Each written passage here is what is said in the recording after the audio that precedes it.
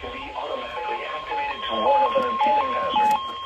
Tests of the signal and receiver's performance are normally conducted between 11 a.m. and noon each Wednesday.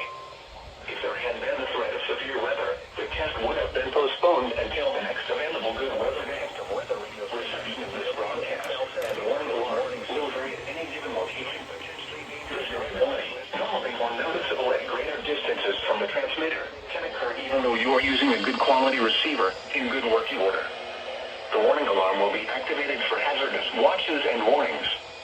For station WXL70, broadcasting near Charlotte, on a frequency of 162.475 MHz, the warning alarm will be activated for the following counties: in North Carolina, Alexander, Anson, Cabarrus, Catawba, Cleveland, Gaston, Cardell, Lincoln, Mecklenburg, Montgomery, Good working order, Staley, and the warning alarm will be activated in South Carolina, Cherokee, and York.